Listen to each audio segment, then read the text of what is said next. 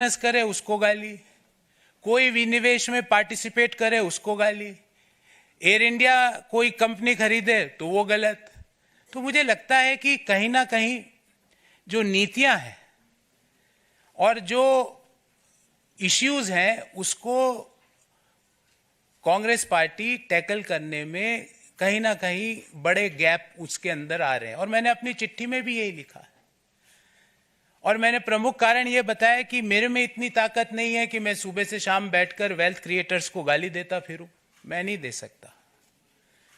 मेरे में इतनी ताकत नहीं है कि जब सनातन धर्म के ऊपर सवाल उठाए और मैं चुपचाप बैठ जाऊं, मेरे से नहीं होगा। कांग्रेस पार्टी के नेताओं ने, कांग्रेस पार्टी के जो अलायंस पार्टनर्स हैं, उन्होंने सनातन धर्म के ऊपर बड़े बड़े प्रश्न उठाए, क्यों उसका जवाब नहीं दिया गया? एक इश्यू तो आप छोड़ नहीं सकते ना, उस इश्यू को तो आपको जवाब तो देना पड़ेगा। मैंने सारे विस्तार से ये सारी बातें इस चिट्ठी में लिखी है। मैं आदरणीय संजय मयूख जी से आग्रह करूंगा कि मेरी इस चिट्ठी की एक प्रति आपको जरूर दें, ताकि आपको पता लगे कि मेरा इश्यू बेस्ड रिजर्वेशंस क्या थे। और मैं महाभारत के इस छंद से अपने आप को हमेशा रेगुलेट और डायरेक्ट करता हूं, जो मैंने इस चिट्ठी में भी लिखा है। धर्म एवं हतो हंति धर्मो रक्षति रक्षित, तस्य धर्मो न हंतव्यो मा नो धर्मो हतो वधित। अर्थात धर्म के मामले में आप चुप्पी साध लो, जो गालियां दे रहे हैं सनातन को आप चुप्पी साध लेते हो, वेल्थ क्रिएटर्स को जो गाली दे रहा है आप चुप्पी साध लेते हो, और उल्टा गालियां दे रहे हो। देश में वेल्थ क्रिएशन जुर्म नहीं हो सकता। देश में जो नीतियां उदारीकरण की, निजीकरण की, वैश्वीकरण की नीतियां हैं, वो गलत नहीं हो सकती।